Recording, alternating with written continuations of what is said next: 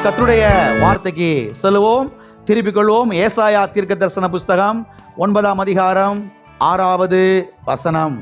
நமக்கு ஒரு பாலகன் பிறந்தார், நமக்கு ஒரு குமாரன் கொடுக்கப்பட்டார், கர்த்தத்துவம் அவர் தோளின் மேல் இருக்கும், அவர் நாமம் அதிசயமானவர், ஆலோசனை கர்த்தா, வல்லமையுள்ள தேவன், நித்திய பிதா, சமாதான பிரபு என்னப்படும். அவர் நாமம் வல்லமையுள்ள தேவன் என்னப்படும். கடந்த பல வாரங்களாக நேம்ஸ் ஆஃப் காட், தேவனுடைய நாமங்கள், தேவனுடைய நாமங்களை குறித்து நாம் பார்த்து கொண்டு வருகிறோம். நம்முடைய தேவனுக்கு சத்திய வேதத்திலே அநேக நாமங்கள் இருக்கிறது. Elohim, El Shaddai, Ebenezer, El Rohi, Jehovah Jireh, Jehovah Rohi, Jehovah Shammah, Jehovah Shalom, Jehovah Tsidkenu, Jehovah Sabaoth, Immanuel, இயேசு என்று இப்படி நம்முடைய தேவனுக்கு அநேக நாமங்கள் சத்திய வேதத்திலே இருக்கிறது. அது மாத்திரமல்ல, அவருடைய ஒவ்வொரு நாமமும் அவருடைய தன்மையை நமக்கு வெளிப்படுத்துகிறது. அவருடைய ஒவ்வொரு நாமமும் அவருடைய சுபாவத்தை நமக்கு வெளிப்படுத்துகிறது. அவருடைய ஒவ்வொரு நாமமும் அவருடைய குணாதிசயத்தை நமக்கு வெளிப்படுத்துகிறது. அவர் எப்படிப்பட்டவர், அவர் என்ன செய்கிறார், அவராலே என்ன செய்ய முடியும் என்பதையெல்லாம் இந்த நாமங்கள் நமக்கு வெளிப்படுத்துகிறது. அவர் எப்படிப்பட்டவர், அவரால் என்ன செய்ய முடியும் என்பதையெல்லாம் இந்த நாமங்கள் நமக்கு வெளிப்படுத்துகிறது. அது மாத்திரமல்ல, அவர் எவ்வளவு பெரியவர், அவர் எவ்வளவு நல்லவர், அவர் எவ்வளவு வல்லமையுள்ளவர், அவர் எவ்வளவு உண்மையுள்ளவர் என்பதையெல்லாம் இந்த நாமங்கள் நமக்கு தெளிவாய் வெளிப்படுத்துகிறது. அவர் எவ்வாறு நம்மை போஷிக்கிறார், அவர் எவ்வாறு நம்மை பாதுகாக்கிறார், அவர் எவ்வாறு நம்மை பராமரிக்கிறார், அவர் எவ்வாறு நம்மை நடத்துகிறார் என்பதையெல்லாம் இந்த நாமங்கள் நமக்கு தெளிவாய் வெளிப்படுத்துகிறது. அது மாத்திரமல்ல, இதிலே ஒரு சில நாமங்களை குறித்து நாம் ஏற்கனவே பார்த்தோம், நாம் பார்த்து தியானித்தோம். கடந்த 2 வாரங்களாக எல் ஓலாம் என்ற இந்த நாமத்தை குறித்து நாம் பார்த்தோம். அது மாத்திரமல்ல, இன்றைக்கு இன்னொரு நாமத்தை குறித்து நாம் பார்க்க போகிறோம். இன்றைக்கு நாம் பார்க்க போகிற நாமம் என்னவென்று சொன்னால் எல் கிப்போர். எல் கிப்போர் என்கிற இந்த நாமத்தை குறித்து இன்றைக்கு நாம் பார்க்க போகிறோம். மறுபடியுமாக இந்த வசனத்தை நாம் வாசிப்போம். ஏசாயா 9ஆம் அதிகாரம் 6வது வசனம். நமக்கு ஒரு பாலகன் பிறந்தார், நமக்கு ஒரு குமாரன் கொடுக்கப்பட்டார், கர்த்தத்துவம் அவர் தோளின் மேல் இருக்கும், அவர் நாமம் அதிசயமானவர், ஆலோசனை கர்த்தா, வல்லமையுள்ள தேவன், நித்திய பிதா, சமாதான பிரபு என்னப்படும். இந்த வசனத்திலே நாம் கவனிக்க வேண்டிய வார்த்தை என்னவென்றால், அவர் நாமம் வல்லமையுள்ள தேவன். அவர் நாமம் வல்லமையுள்ள தேவன். எல்லாரும் கரங்களை வைத்து சொல்லுவோம், அவர் நாமம் வல்லமையுள்ள தேவன், அவர் நாமம் வல்லமையுள்ள தேவன். அருமையானவர்களே, கவனியுங்கள். இங்கே தீர்க்கதரிசியாகிய ஏசாயா வரப்போகிற மேசியாவை குறித்து, வரப்போகிற மேசியாவாகிய இயேசு கிறிஸ்துவை குறித்து இங்கே தீர்க்க தரிசனம் உரைக்கிறதை நாம் பார்க்கிறோம்.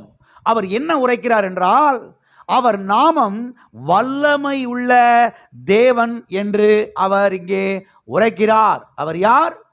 அவர் வல்லமை உள்ள தேவன். வாசிப்போம். ஏசாயா 10ஆம் அதிகாரம் 21வது வசனம். மீதியாயிருப்பவர்கள், யாக்கோபில் மீதியாயிருப்பவர்களே, வல்லமையுள்ள தேவனிடத்தில் திரும்புவார்கள். வல்லமையுள்ள தேவனிடத்தில் என்ன செய்வார்கள்? திரும்புவார்கள். யாரிடத்திலே திரும்புவார்கள்? வல்லமையுள்ள தேவனிடத்தில் திரும்புவார்கள். சும்மா ஒரு வெத்து ஆளு, என்ன ஆளு சொல்லுவாங்களா ஊர்ல, அந்த ஆள் வெத்து பயடா ஒன்றுமில்லாத ஆள்ற அந்த ஆள்கிட்ட ஒன்றுமே கிடையாது. ஆனால் தான் ஒரு பெரிய வல்லமை உள்ள ஆள், எனக்கு எல்லா பவர் இருக்குது அப்படின்ற மாதிரி இருந்தாலும் பீத்திக்கிட்டு தெரியுமா? ஆனால் யார் இருந்தாலும் சும்மா வெத்து ஆளியா, ஒன்றும் இல்லாத ஆளியா அப்படின்னு சொல்லுவாங்க பாருங்க. அந்த மாதிரி கிடையாது நம்முடைய தேவன். இங்கே சொல்லப்பட்டிருக்கிறது, வல்லமையுள்ள தேவனிடத்தில் என்ன செய்வார்கள்? திரும்புவார்கள். எல்லா காரங்க வச்சு சொல்லுவோம், வல்லமையுள்ள தேவனிடத்தில் திரும்புவார்கள். ஆமென். ஆகவே அவர் நாமம் வல்லமை உள்ள தேவன் என்று இங்கே சொல்லப்பட்டிருக்கிறது. சரி, வல்லமை உள்ள தேவன் என்றால் என்ன அர்த்தம்?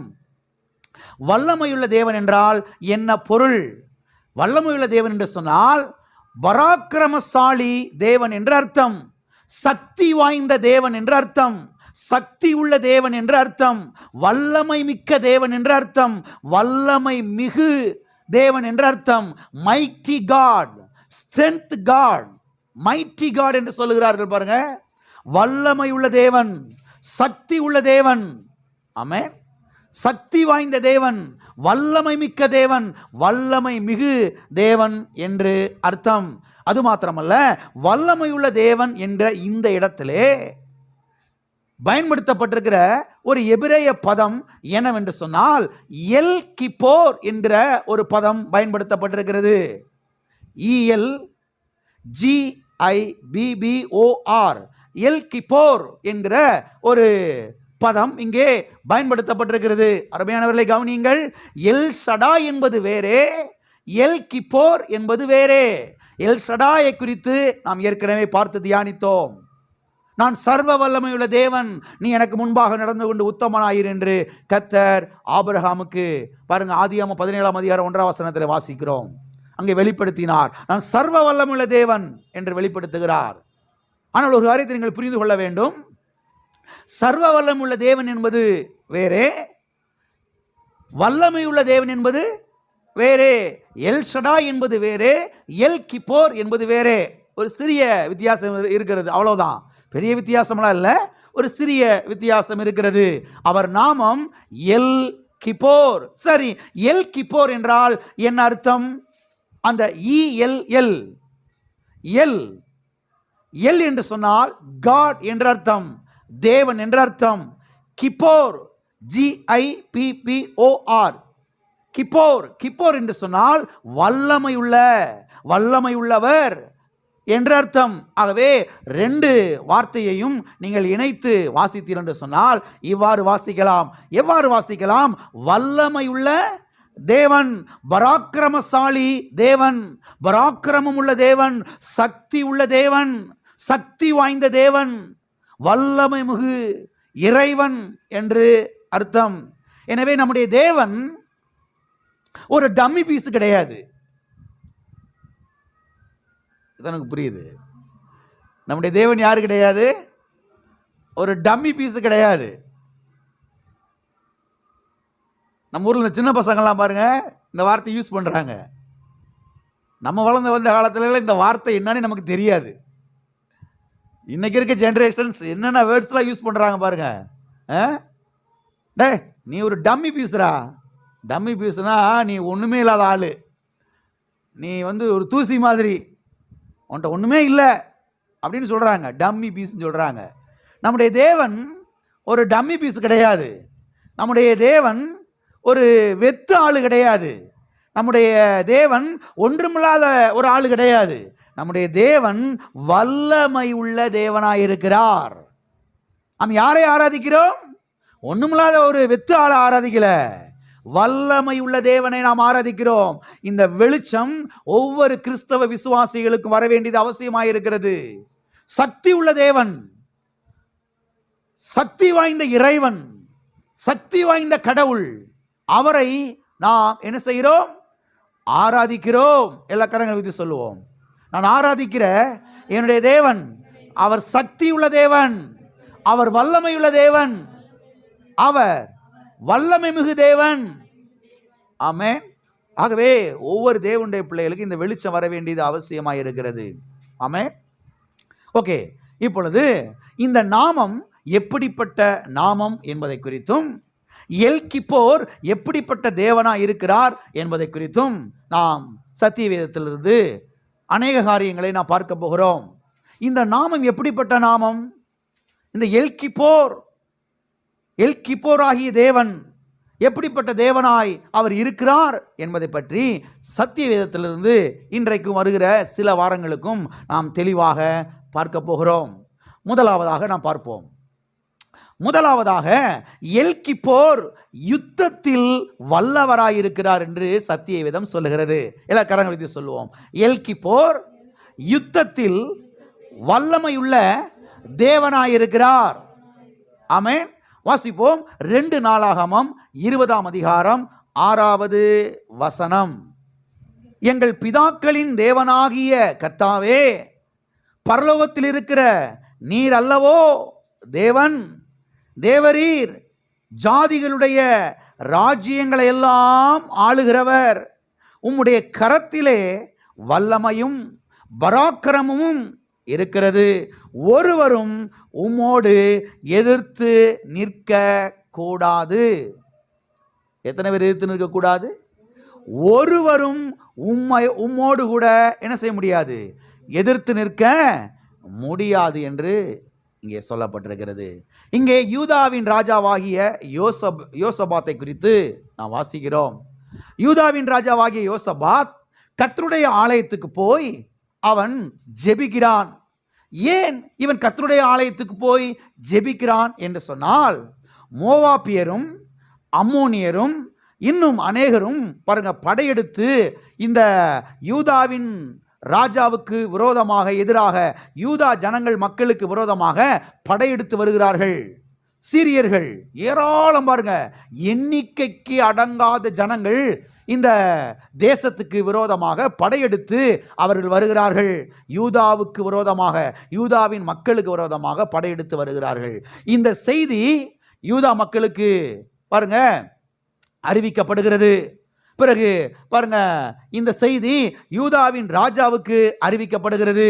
அப்பொழுதுதான் யோசபாத் என்ன பண்ணுகிறார்? கர்த்தருடைய ஆலயத்துக்கு போய் தன்னை தாழ்த்தி அங்கே பாருங்க ஜெபிக்கிறதை நாம் பார்க்கிறோம். சரி, அவர் என்ன சொல்லி ஜெபிக்கிறார்? எப்படி அவர் ஜெபிக்கிறார்? தேவ சமூகத்துல போய் பாருங்க சலன்னு சொல்லி ஜெபிக்கல. தேவையில்லாத காரியத்தெல்லாம் அள்ளி கொட்டல. ஆண்டவரே அவனை பாரும், ஆண்டவர் இவனே பாருங்க, ஆண்டவரே அவங்க வச்சிருக்கிற கத்தியை பாருங்க, ஆண்டவரே அவங்க வச்சிருக்கிற ஈட்டியை பாருங்க, ஆண்டவரே அவங்க வச்சிருக்கிற அதை பாருங்க. அதெல்லாம் ஒன்றும் பேசலை, ஒன்றுமே தேவையில்லை, அதெல்லாம் என்ன செய்யலை. இன்னைக்கு அநேக கிறிஸ்தவ ஜனங்கள் பாருங்க தேவ சமூகத்துக்கு போய் தேவையில்லாததெல்லாம் என்ன செய்வாங்க? பேசிக்கிட்டு இருப்பாங்க. இங்க யோசபாத் பாருங்க தேவையில்லாததெல்லாம் பேசல. அவர் என்ன சொல்லி ஜெபிக்கிறார் பாருங்க, ஆழமாய் நீங்கள் கவனியுங்கள். எல்லாவற்றையும் நீர் ஒருவரே ஆளுகை செய்கிறவர் என்று ஜெபிக்கிறார். நீர் ஒருவரே எல்லாவற்றையும் ஆளுகை செய்கிறவர். வானம் பூமி அண்ட சராசரங்களையும் நீர் மாத்திரமே ஆளுகை செய்கிற தேவனாயிருக்கிறீர். எல்லாமே உம்முடைய கண்ட்ரோல்ல இருக்குது ஆண்டவரே. எப்படி ஜெபிக்கிறான் பாருங்க.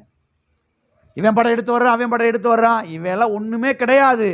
ஏன்னா எல்லாவற்றையும் யார்தான் ஆளுகை செய்கிறா? நீர் தான் என்ன செய்கிறீர்? ஆளுகை செய்கிறீர். பிறகு ஜெபிக்கிறான், நீர் ஒருவரே தேவன், நீர் ஒருவரே தேவன். பிறகு என்ன சொல்லி ஜெபிக்கிறான்? உம்முடைய கரத்தில் வல்லமையும் பராக்கிரமும் இருக்கிறது. உம்முடைய கரத்திலே வல்லமையும் பராக்கிரமும் இருக்கிறது என்று ஜெபிக்கிறான். பிறகு என்ன சொல்லி ஜெபிக்கிறான்?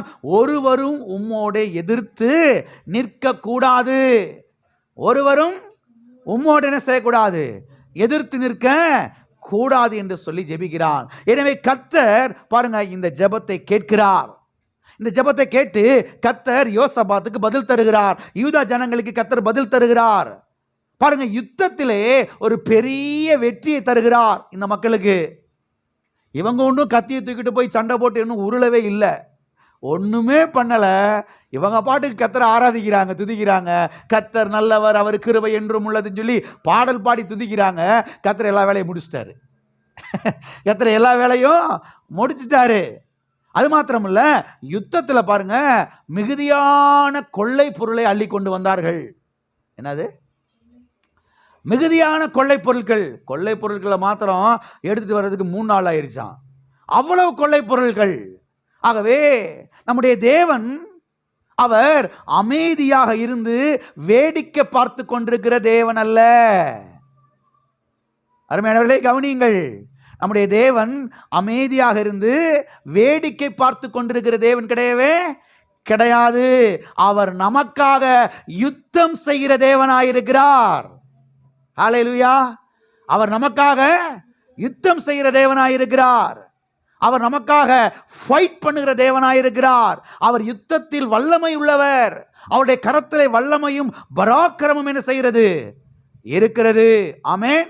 எனவே நமக்கு விரோதமாக சத்துருக்கள் எழும்பும் போது எல்கிப்போர் நமக்காக அவர் முன் சென்று யுத்தம் பண்ணுகிற தேவனாயிருக்கிறார்.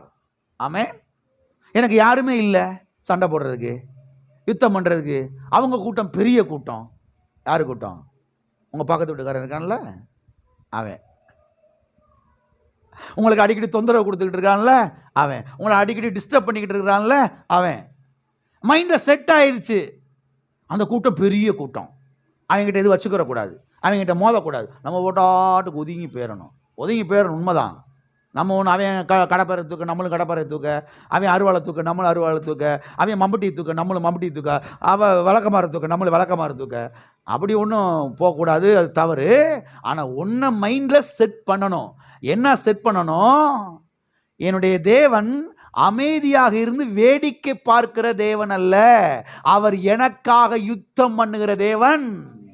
ஆமென். அவர் எனக்காக யுத்தம் பண்ணுகிற தேவன். அவருடைய கரத்திலே வல்லமையும் பராக்கிரமும் என்ன செய்கிறது இருக்கிறது. ஆமென். எல்லா கரங்களை வைத்து சொல்லுவோம், என்னுடைய தேவன் அமைதியாக இருந்து வேடிக்கை பார்க்கிற தேவன் அல்ல, அவர் எனக்காக யுத்தம் செய்கிற தேவனாயிருக்கிறார். அவருடைய கரத்திலே வல்லமையும் பராக்கிரமும் இருக்கிறது. அவர் எனக்கு எப்பொழுதுமே வெற்றியை தருகிறார். ஆமென். வாசிப்போம் சங்கீதம் 24:8.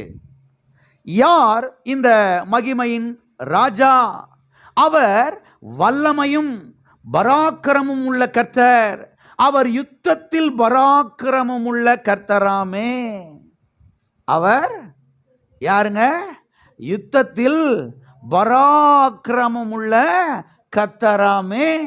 எப்படி பாட்டு பாடுறான் பாருங்க, என்ன மாதிரி பாட்டு பாருங்க. இது சங்கீதம், சாங். தாவீது அவன் என்ன செய்கிறான்?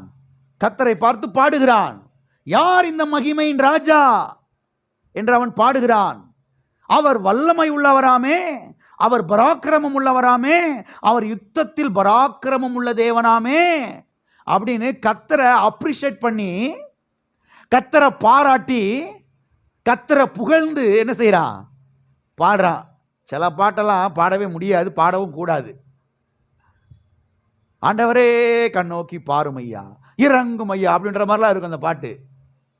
பாராட்டுற மாதிரி நினைச்சு அது பாட்டு இருக்காது. அதனால அந்த மாதிரி பாடலாம் நம்ம பாடுறதே கிடையாது. இவன் பாடுறான் பாருங்க, யார் இந்த மகிமையின் ராஜா? அவர் யார்? வல்லமையும் பராக்கிரமும் உள்ள கர்த்தர், அவர் யுத்தத்தில் பராக்கிரமம் உள்ளவராமே. எதுல பராக்கிரமம் உள்ளவர்? யுத்தத்துலங்க, ஃபைட் பண்றதுல. யாருங்க அவரு? பராக்கிரமம் உள்ளவராமே. ஆகவே உங்க குடும்பத்துக்கு விரோதமாக, உங்க பிள்ளைகளுக்கு விரோதமாக, உங்க பிசினஸ்க்கு விரோதமாக, உங்க வியாபாரத்துக்கு விரோதமாக, சபைக்கு விரோதமாக சில சபைகளில் பொல்லாத மனிதர்கள் எழும்பும் பொழுது இப்படிப்பட்ட வசனங்கள் எடுத்து என்ன செய்ய ஆரம்பிக்கணும்? நல்ல வாயை திறந்து பேச ஆரம்பிக்கணும். இப்படிப்பட்ட வார்த்தைகள் அடங்கிய நல்ல பாடல்கள் எடுத்து என்ன செய்ய ஆரம்பிக்கணும்? பாட ஆரம்பிக்கணும். ஆமென். கர்த்தாவே நீர் யுத்தத்திலே பராக்கிரமம் உள்ளவர். எனக்கு ஒருவேளை சத்து குறைவா இருக்கலாம், எனக்கு ஒருவேளை வல்லமை குறைவா இருக்கலாம், எனக்கு ஒருவேளை பின்னணி குறைவா இருக்கலாம், எனக்கு ஒருவேளை அது இதெல்லாம் இல்லாம இருக்கலாம்.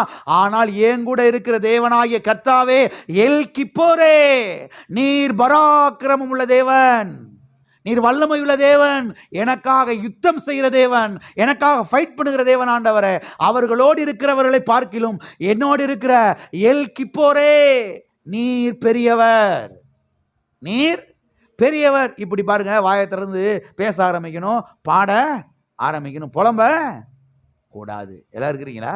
வாசிப்போம். யாத்திராகமம் 14ஆம் அதிகாரம் 15வது வசனம் 16வது வசனம். அப்பொழுது மோசே ஜனங்களை நோக்கி, பயப்படாதிருங்கள், நீங்கள் நின்று கொண்டு இன்றைக்கு கர்த்தர் உங்களுக்கு செய்யும் ரட்சிப்பை பாருங்கள். இன்றைக்கு நீங்கள் காண்கிற எகிப்தியரை இனி என்றைக்கும் காண மாட்டீர்கள். கர்த்தர் உங்களுக்காக யுத்தம் பண்ணுவார்.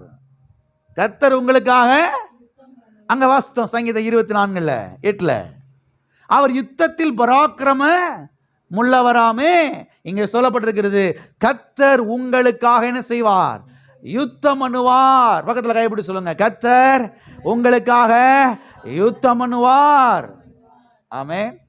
இஸ்ரவேல் ஜனங்கள் அப்படியே அலறாங்க, அலறி கதறாங்க. பார்வோன் வர்றான், படையெடுத்து வர்றான், என்ன பண்ண போறோம்? பார்வோன் பெரிய ஒரு ராஜ்யம், எகிப்து ராஜ்யம் பெரிய ஒரு ராஜ்யம், அவனுக்கு மிஞ்சின ராஜ்யம் இல்லை இந்த உலகத்தில். பெரிய பெரிய படைகள்லாம் வச்சிருக்கிறான். அங்கிருந்து வந்ததே தெய்வ செயல்.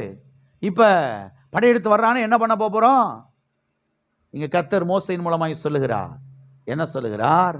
இன்றைக்கு கர்த்தர் உங்களுக்கு செய்ய ரட்சிப்பை என்ன செய்யுங்கள் பாருங்கள். இன்றைக்கு நீங்கள் காண்கிற எகிப்தியரை இனிமேல் என்ன செய்ய மாட்டீர்கள், காண மாட்டீர்கள். கர்த்தர் உங்களுக்காக என்ன செய்வார்? யுத்தம் பண்ணுவார். ஆகவே ஒரு வெளிச்சம் நமக்கு உண்டாகணும். என்ன வெளிச்சம்?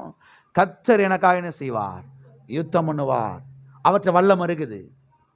அவர் வல்லமை உள்ள தேவன். ஆமென். அவர் சக்தி உள்ள தேவன். அவர் வல்லமை உள்ள இறைவன்.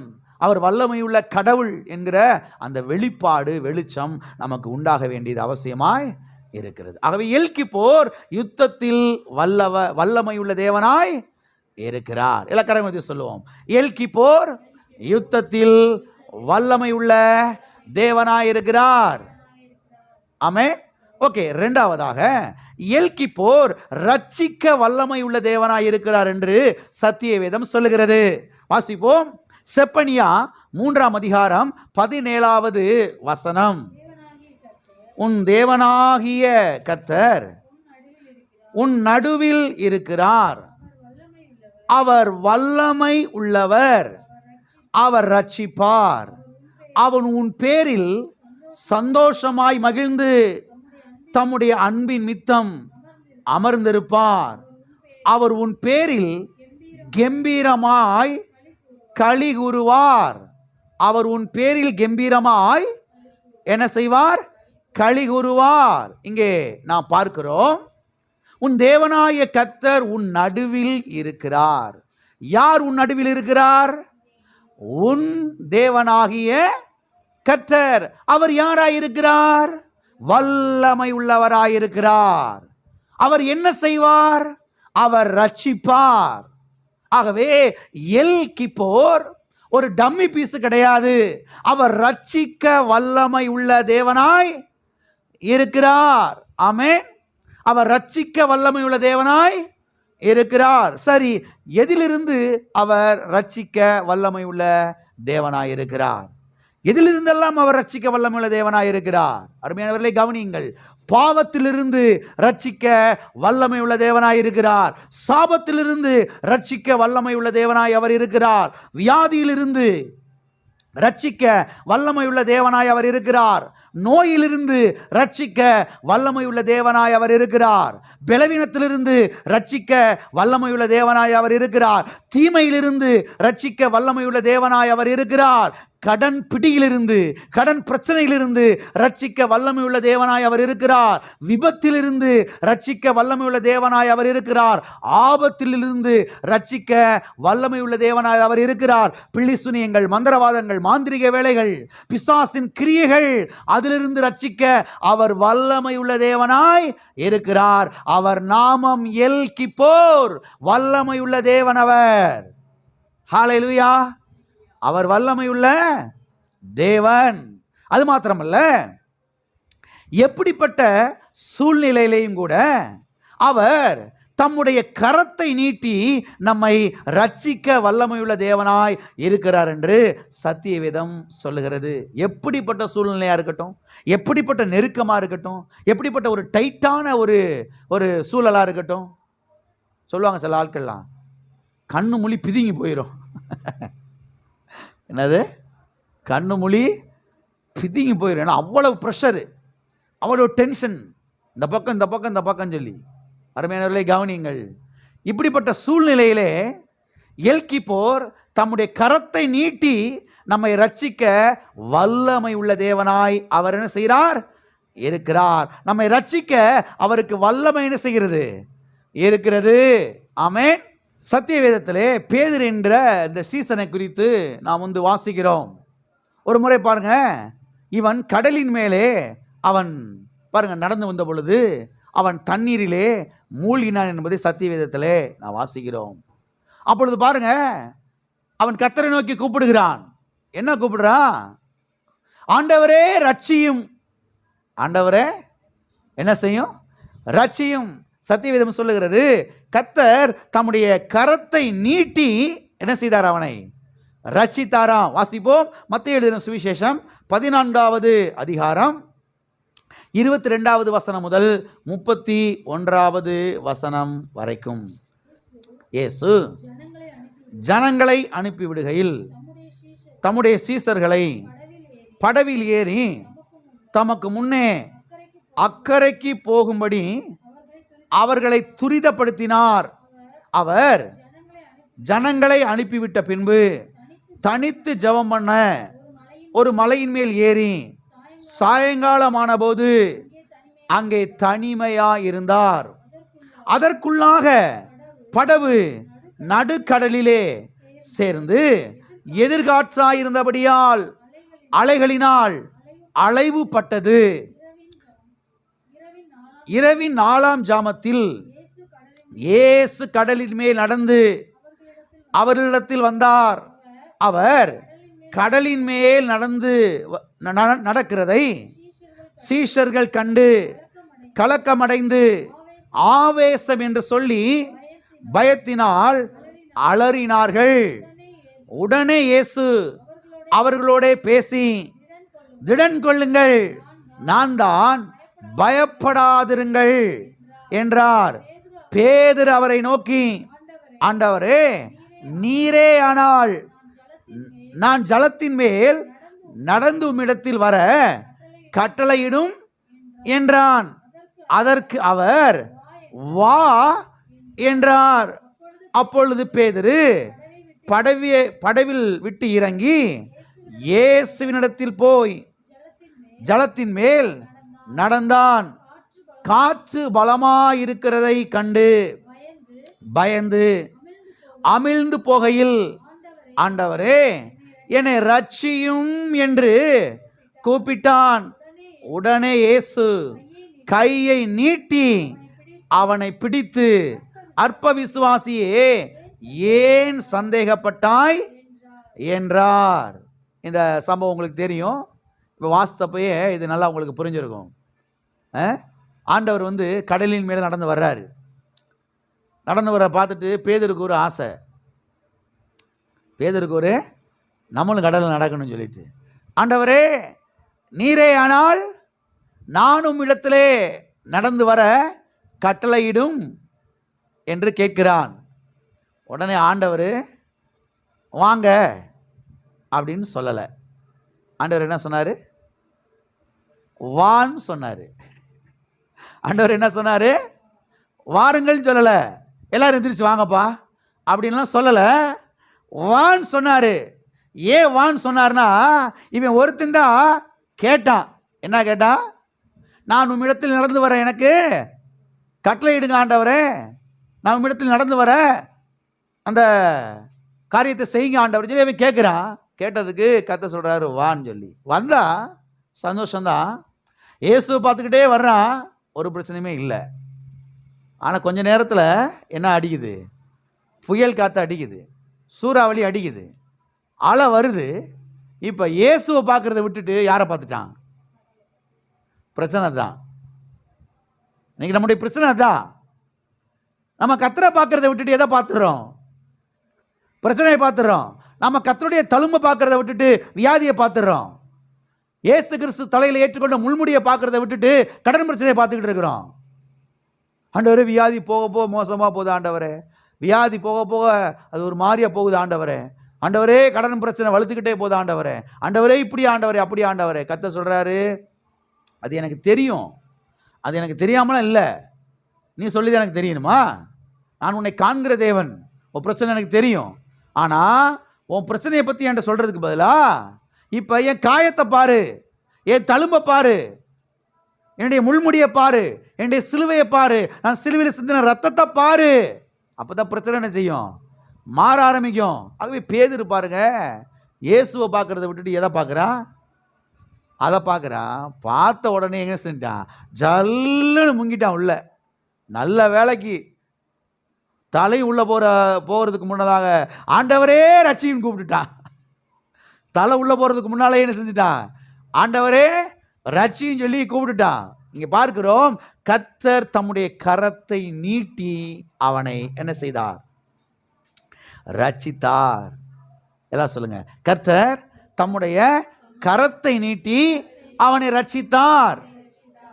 எதை நீட்டி? கரத்தை நீட்டி. ஆகவே எல்கிப்போர் யார் என்றால், அவர் ஆபத்திலிருந்து நம்மை ரட்சிக்கிற தேவனாயிருக்கிறார். கரத்தை நீட்டி நம்மை ரட்சிக்கிற தேவனாயிருக்கிறார். ஆமென். அவருடைய கரம் வல்லமையுள்ள கரம். அவருடைய கரத்தில் வல்லமையும் பராக்கிரமும் இருக்கிறது என்பதை குறித்து இப்பொழுது நாம் வாசித்தோம். ஆமென்.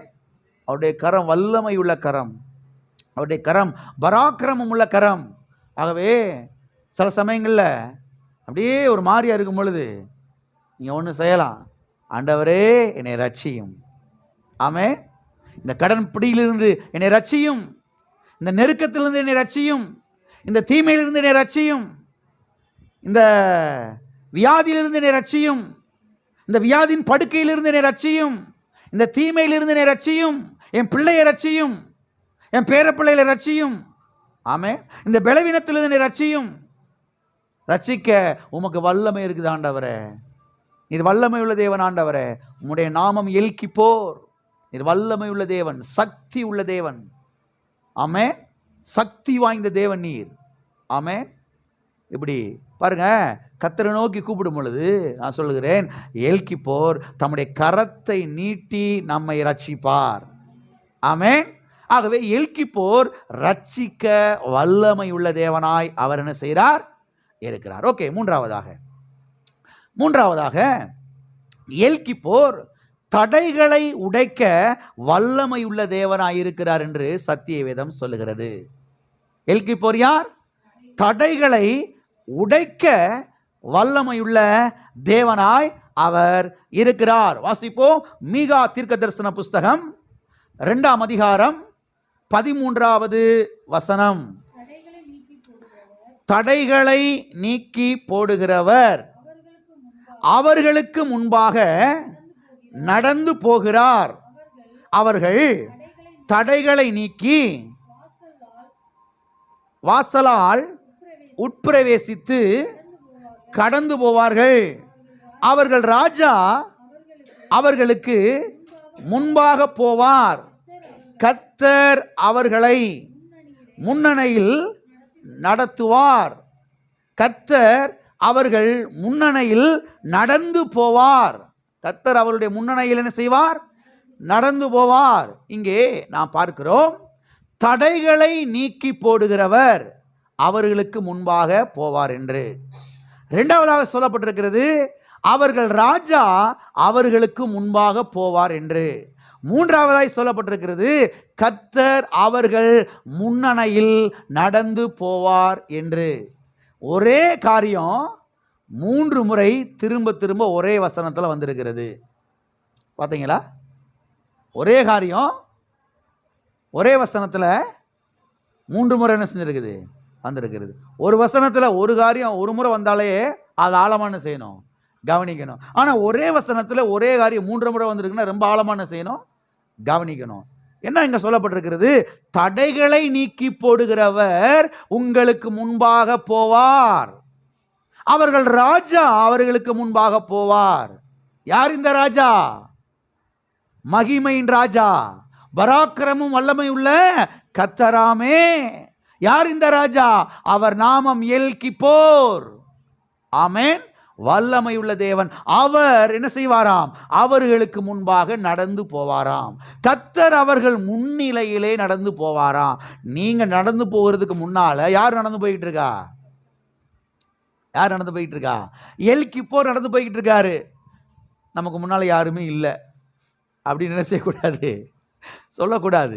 நமக்கு முன்னால எல் கிப்போர் நடந்து போய்கிட்டு இருக்கிறாரு. நம்முடைய மாம்ச கண்ணுக்கு தெரியல, ஆமென், இந்த சரீரத்தில் உணர முடியல. ஆனால் அவர் நமக்கு முன்னால என்ன செய்யறாரு? போகிறார். சரி, நமக்கு முன்னால போற ராஜா யாரு? தடைகளை நீக்கி போடுகிறவர். அவர் நமக்கு முன்னால என்ன செய்யறாரு? போகிறார். அவர் முன்னால போகும்போது அடைக்கப்பட்டிருக்கிற வாசல்கள் ஆட்டோமேட்டிக்கா ஓபன் ஆயிரும். அவர் முன்னால போகும்போது அடைக்கப்பட்டிருக்கிற வாசல்கள் என்ன செய்ய ஆரம்பிக்கும்? திறக்க ஆரம்பிக்கும். ஆகையால் தான் எங்கேயாவது ஒரு ஆபீஸ்க்கு நீங்க போகும்போது அல்லது வேற ஏதோ முக்கியமான விஷயமா ஒரு இடத்துக்கு நீங்க போகும்போது, ஆண்டவரே நான் போறதுக்கு முன்னால நீங்க போங்க அப்படின்னு ஜெபம் பண்ணிட்டு போகணும். ஆண்டவரே நான் போறதுக்கு முன்னால நீங்க போங்க ஆண்டவரே, அந்த கேட்டை ஓபன் பண்ணுங்க ஆண்டவரே, அந்த அடைக்கப்பட்டிருக்கிற வாசலை என்ன செய்யுங்க? திறந்து விடுங்க ஆண்டவரே. தடைகளை நீக்கி போடுகிறவரே, நீர் எனக்கு முன்னாலே செல்லும். தடைகளை நீக்கி போடுகிற எல் கிப்போரே, மகிமையின் ராஜாவே, வல்லமையும் பராக்கிரமும் உள்ள தேவனே, நீர் எனக்கு முன்னிலையாக நடந்து போகிறீர். அதற்காக உமக்கு ஸ்தோத்திரம். ஆமென். எனவே கர்த்தர் யார் என்றால், அவர் நமக்கு முன்பாக நிற்கிற தடைகளை நீக்கி போடுகிற எல் கிப்போர். ஆமென். ஆகவே எல் கிப்போரை நோக்கி பார்க்க வேண்டும், இயேசுவை நோக்கி பார்க்க வேண்டும், அவருடைய தழும்பை நோக்கி பார்க்க வேண்டும், அவருடைய கல்வாரியை நோக்கி பார்க்க வேண்டும், அவர் தலையில ஏற்றுக்கொண்ட முள்முடியை நோக்கி பார்க்க வேண்டும், அவர் சிலுவையிலே சிந்தின இரத்தத்தை நோக்கி பார்க்க வேண்டும், அவருடைய வார்த்தையை நோக்கி பார்க்க வேண்டும், அவருடைய நாமத்தை உச்சரிக்க வேண்டும். எல் கிப்போர் என்கிற இந்த நாமத்தை வாயை திறந்து என்ன செய்ய ஆரம்பிக்கணும்? உச்சரிக்க வேண்டும், நோக்கி பார்க்க வேண்டும். நோக்கி பார்க்கும் பொழுது தடைகள் யாவையும் கர்த்தர் என்ன செய்வார்? தகர்த்து போடுவார். தடைகள் யாவை என்ன செய்வார்? கர்த்தர் உடைத்து போடுவார். எத்தனை பேர் விசுவாசிக்கிறீங்க? எல்லா கரங்களை விட்டு சொல்லுவோம். தடைகளை நீக்கி போடுகிற எல் கிப்போர் எனக்கு முன்பாக செல்கிறார். அவர் ராஜாதி ராஜா. அவருக்கு முன்பாக அடைக்கப்பட்டிருக்கிற வாசல்கள் திறக்கப்படுகிறது. அவர் எனக்கு முன்னிலையாக நடந்து போகிறார். ஆகையால் எனக்கு தோல்வி என்பதே கிடையாது. எனக்கு எப்பொழுதுமே வெற்றிதான். ஆமென்.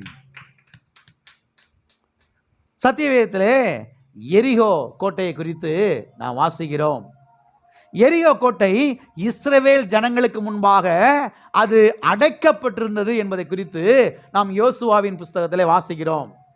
தடையா இருக்கிறது. இஸ்ரவேல் மக்கள் முன்னேறி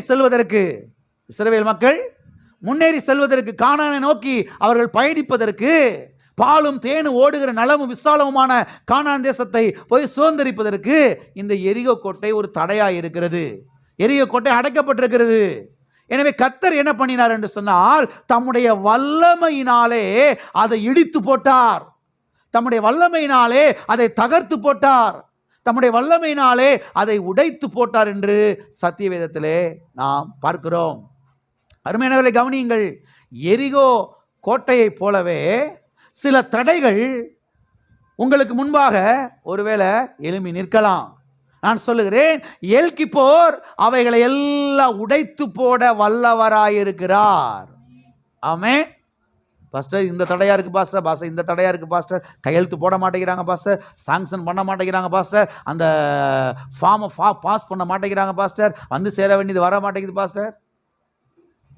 சொல்லுங்க, எல் கிப்போரே, வல்லமையுள்ள தேவனே, தடைகளை நீக்கி போடுகிறவரே, ஆமென், தடைகளை உடைத்து போடுகிறவரே, நீர் எனக்கு முன்னாலே செல்கிறீர், நீர் எனக்கு முன்பாக பயணிக்கிறீர், நீர் எனக்கு முன்பாக நடந்து போகிறீர் ஆண்டவரே, நீர் வல்லமையுள்ள தேவன்.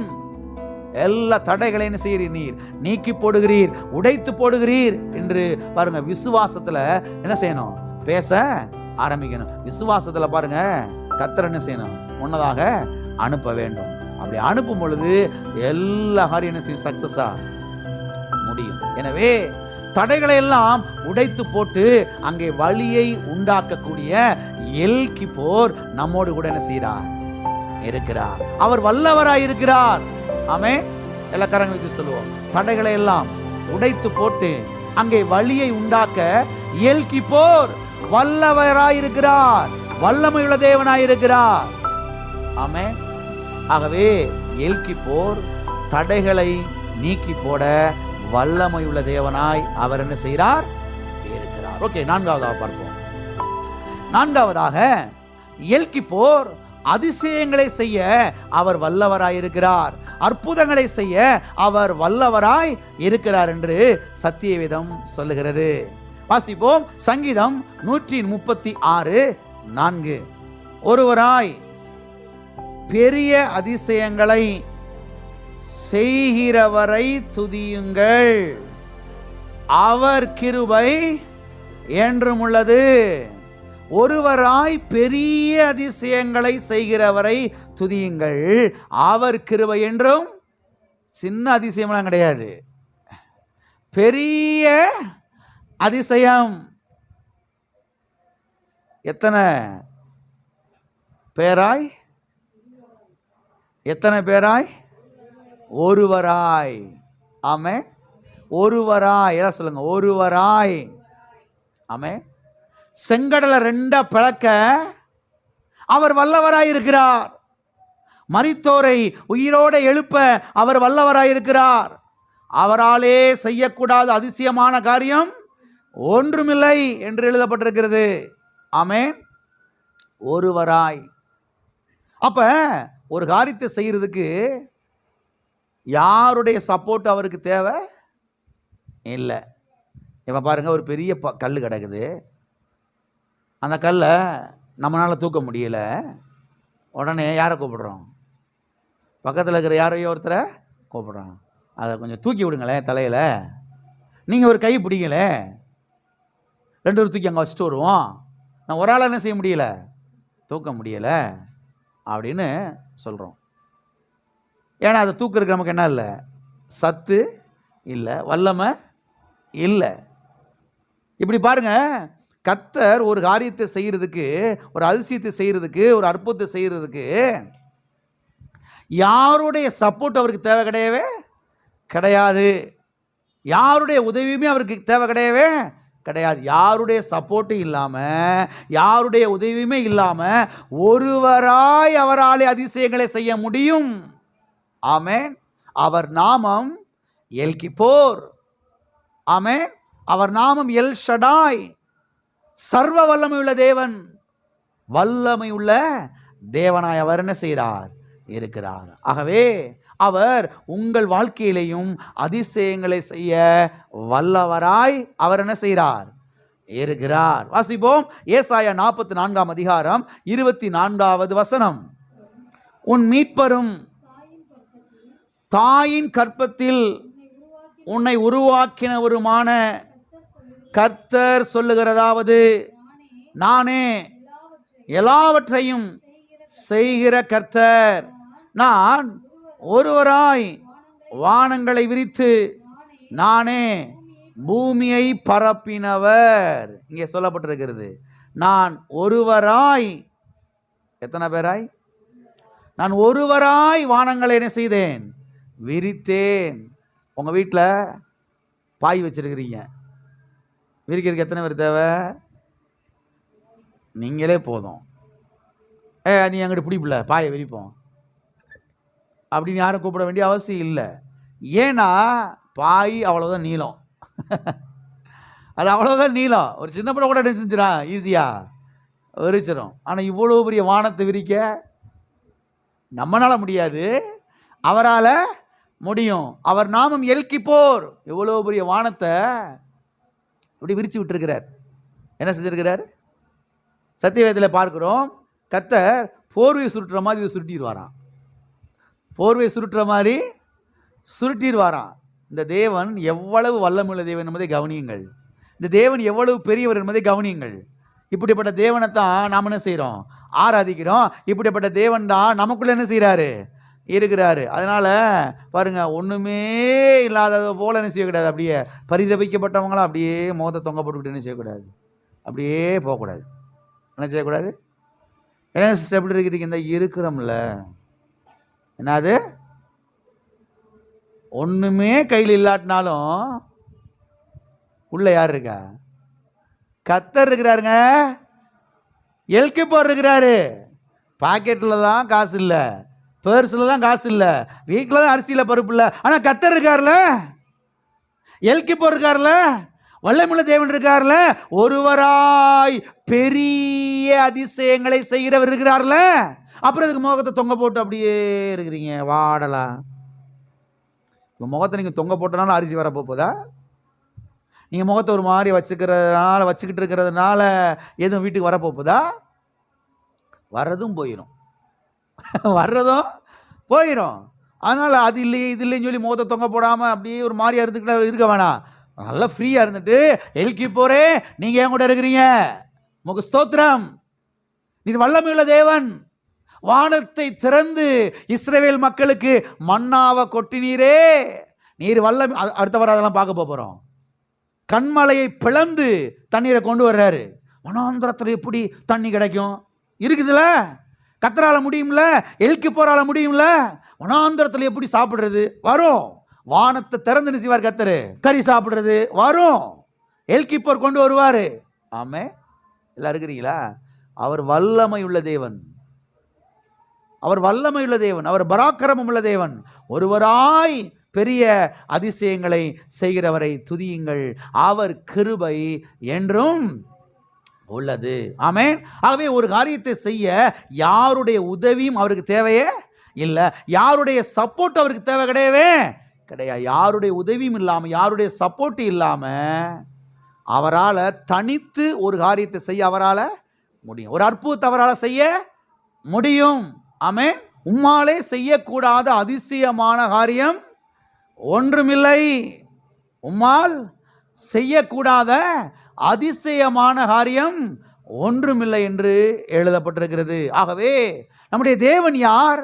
அவர் அதிசயங்களை செய்கிறவராயிருக்கிறார், அவர் அற்புதங்களை செய்கிறவராயிருக்கிறார். அவரால் தனித்து அற்புதத்தை செய்ய முடியும், அவரால் தனித்து அதிசயங்களை செய்ய முடியும். யாருடைய உதவி இல்லாமல், யாருடைய சப்போர்ட் இல்லாமல் அவரால் ஒரு காரியத்தை என்ன செய்ய முடியும்?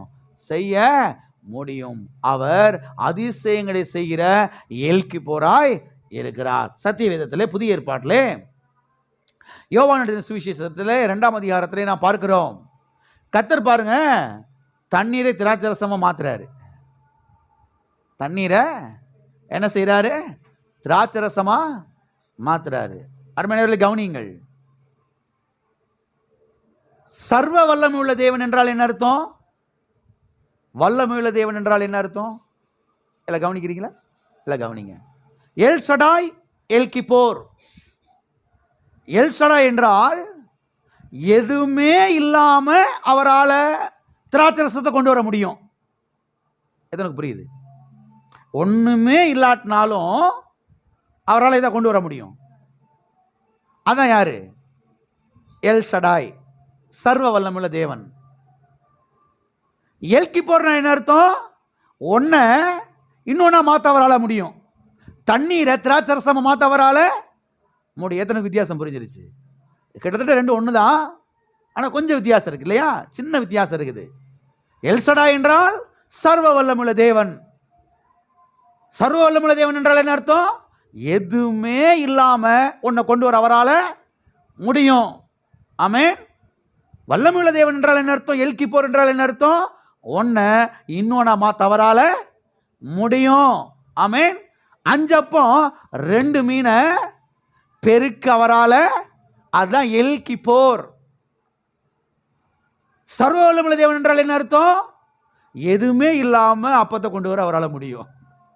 எதுவுமே இல்லாம மீன் அவரால் கொண்டு வர முடியும்.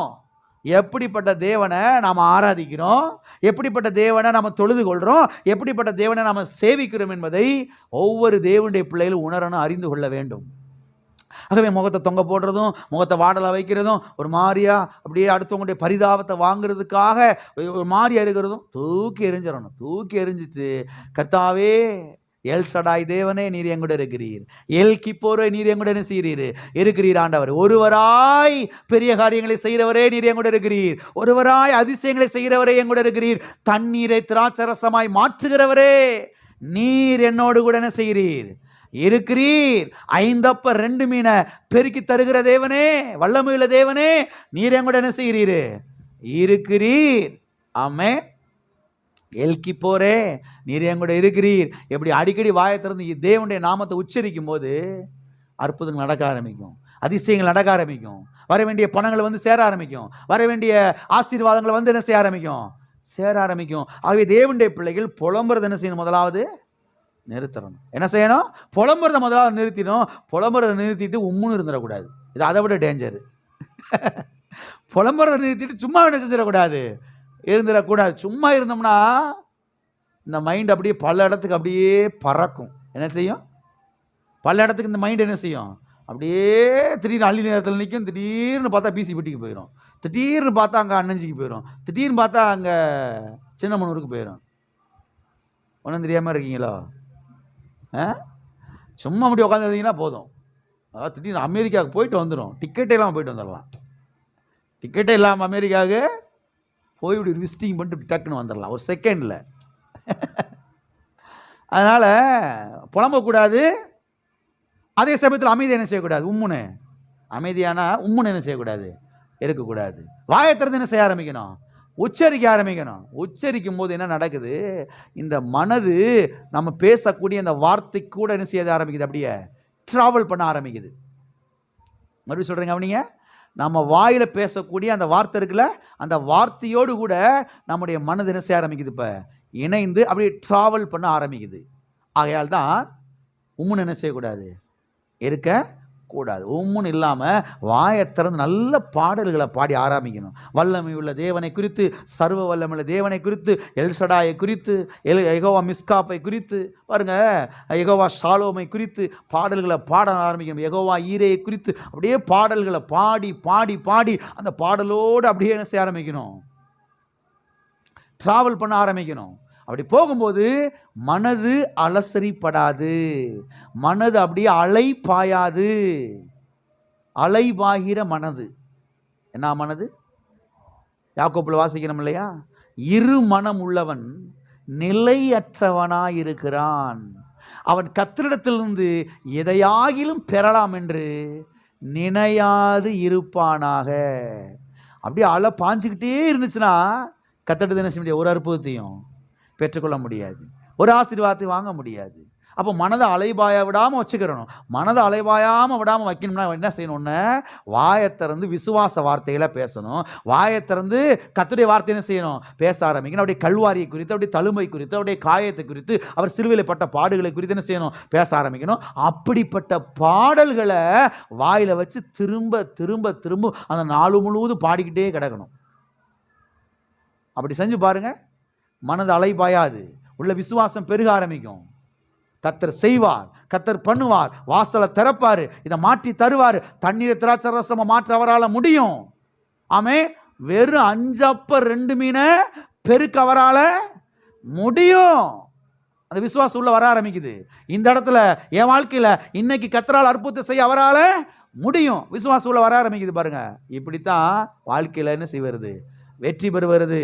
ஆகவே எல் கிப்போர் அதிசயங்களை, அற்புதங்களை செய்ய அவர் வல்லமையுள்ள தேவனாய் இருக்கிறார். ஆமென். மீதமுள்ள காரியத்தை அடுத்த வாரத்தில் நாம் தொடர்ந்து பார்க்கலாம். எல்லாரும் எளிமை நிற்போம், நாம் கர்த்தரை ஸ்தோத்தரிப்போம். எல்லாரும் கர்த்தரை நாம் ஸ்தோத்தரிப்போம். எல்லாரும் கர்த்தரை நாம் ஸ்தோத்தரிப்போம். எல் கிப்போரே உமக்கு ஸ்தோத்திரம், எல் கிப்போரே உமக்கு ஸ்தோத்திரம். வல்லமையுள்ள தேவனே ஸ்தோத்திரம். ஆண்டவரே ஸ்தோத்தரிக்கிறோம், ஸ்தோத்தரிக்கிறோம், ஸ்தோத்தரிக்கிறோம். பரிசுத்த ஆவியானவரே, இன்னமும் தேவனுடைய நாமங்களை குறித்து நாங்கள் இன்னும் ஆழமாய் தியானிக்க எங்களுக்கு உதவி செய்வீராக. கர்த்தாவே, உம்முடைய நாமங்களை எங்களுக்கு வெளிப்படுத்துவீராகப்பா. உம்முடைய நாமத்தை நாங்கள் அறிந்து கொள்ள உதவி செய்யும். உம்முடைய நாமத்தை நாங்கள் உச்சரிக்க எங்களுக்கு உதவி செய்யும் கர்த்தாவே. ஓ தேவனே ஸ்தோத்திரம். ஆண்டவரே, ஓ ரட்சிக்க வல்லமை உள்ள தேவனே, எல் கிப்போரே ஸ்தோத்திரம். தடைகளை நீக்கி போடுகிறவரே ஸ்தோத்திரம். ஆண்டவரே, வழியே இல்லாத இடத்துல வழியை உண்டாக்குகிற எல் கிப்போரே உமக்கு ஸ்தோத்திரம். ஆண்டவரே, ஹல்லேலூயா, ஹல்லேலூயா, ஹல்லேலூயா, ஹல்லேலூயா. பிதாவே, இயேசு நாமத்தில் உம்முடைய சமூகத்தில் வருகிறோம். ஆசீர்வதிக்கப்பட்ட நல்ல இந்த இரவு வேளைக்காக நன்றி. கர்த்தாவே ஸ்தோத்திரம். வந்திருக்கிற பிள்ளைகள் எல்லாம் உம்முடைய கரத்தில் ஒப்பு கொடுக்கிறோம். எல்கிப்போரே, வல்லமையுள்ள தேவனே, பராக்கிரமசாலியாகிய தேவனே, வல்லமையுள்ள தேவனே, சக்தி உள்ள தேவனே, கர்த்தாவே நீர் பிள்ளைகளுக்கு வெளிப்பட வேண்டும்படியா நாங்கள் ஜெபிக்கிறோம். பிள்ளைகளுக்கு கர்த்தாவே செய்ய வேண்டிய காரியத்தை எல்லாவற்றையும் நீர் செய்து முடிக்கிறீர். அதுக்காக உமக்கு ஸ்தோத்திரம் ஆண்டவரே. பிள்ளைகளுக்கு வர வேண்டிய எல்லா பங்குகள், பாகங்கள், சொத்துக்கள், பணங்கள் எல்லா ப்ரமோஷன் வந்து சேருவதாக. ஒரு காரியத்தை செய்வதற்கு கர்த்தாவே உம்மால முடியும் ஆண்டவரே. உம்மிடத்தில் வல்லமை இருக்கிறது, வல்லமையும் பராக்கிரமும் உடைய கரத்தில் இருக்கிறது கர்த்தாவே. ஓ தேவனே, ஸ்தோத்திரம் ஆண்டவர். செய்தபடியால் நன்றி. கடன் பிடியிலிருந்து பிள்ளைகளை தூக்கி விட்டபடியால் ஸ்தோத்திரம். அந்த பலவீனத்திலிருந்து தூக்கி விட்டபடியால் ஸ்தோத்திரம். அந்த வியாதியின் படுக்கையிலிருந்து தூக்கி விட்டபடியால் ஸ்தோத்திரம். மகிமையாவை உமக்கே செலுத்துகிறோம் இயேசு நாமத்தில் பிதாவே. என் ஆத்துமாவே கர்த்தரை ஸ்தோத்திரி, பரிசுத்த நாமத்தை ஸ்தோத்திரி. என் ஆத்துமாவே கர்த்தரை ஸ்தோத்திரி, கர்த்தர் செய்த சகல மறவாதே.